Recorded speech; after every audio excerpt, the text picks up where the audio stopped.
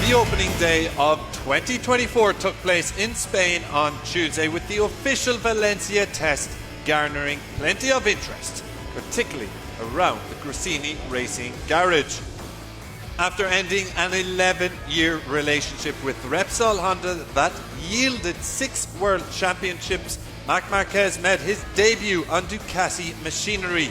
All eyes were fixed upon the number 93 as he spun his first ever laps on the Desmos Adichie, and it didn't take him long to make an impression, taking provisional P1 with a 1:29.424 that proved good enough for 4th overall and the second best Ducati time behind Marco Bezzecchi.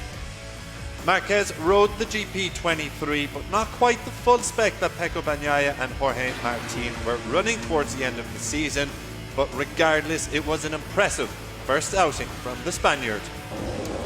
On the factory squad, two-time MotoGP World Champion Pecco Bagnaia placed P11, and after a hard day's work, called it early and is looking forward to some well-deserved rest in the off-season.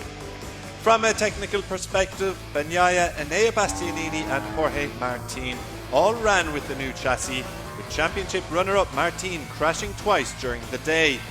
There were 2 other Ducati debuts too, with Franco Morbidelli getting his first taste of the Desmos Adichie with Pramac Racing, while Fabio Di Giannantonio has switched over to the VR4016 from Gresini. Staying with debutants, and fans finally got to witness Pedro Acosta's eagerly anticipated first taste of a MotoGP machine. The Moto2 World Champion enjoyed a very encouraging outing, spinning 70 laps and placing P18, though he did suffer a late crash. On the factory KTM squad, Jack Miller exited with a radically different looking zebra camouflage RC16 in the afternoon. The Aussie's machine was fitted with all new aero and a new air intake, while he pulled off a superb save too aboard the prototype. Brad Binder was the best placed of the KTMs though, recording a late 1:29.281 to take P2 shortly before a crash ended his year.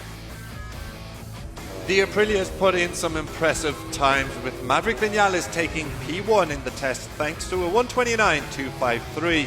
Top Gun recorded the most laps of any rider with 86, and he had just 200s to spare over Binder in second. There was also an impressive outing from Raul Fernandez too, who took P5, while Aleix Espargaro ended his test at midday due to a worsening condition of his injured left leg. From a testing perspective, the No Ale factory were spotted trying out a new carbon chassis with Lorenzo Savadori, while they also had a new swing arm.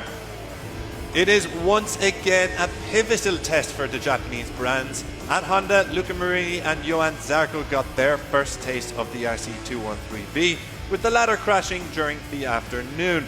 For Marini, he started on the 2024 Honda bike, and he was the only Honda in the top 10 by the end of testing. Looking at the timing screens, and it seems the Yamahas weren't chasing a time attack in Valencia. Fabio Quartararo was the best place of the M1s in P12, and he was spotted trying out new front wings, similar in style to the Aprilias, but much larger, while the Frenchman also had a square-styled rear wing similar in fashion to what we have seen on the KTM.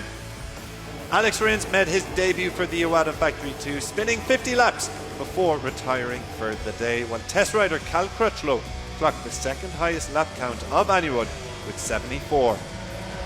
That's a wrap from the Valencia test, and the opening day of 2024 has come to a close.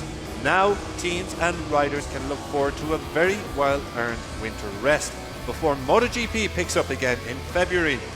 A statement has already been made on day one. We cannot wait to see what the 2024 MotoGP World Championship has in store for us.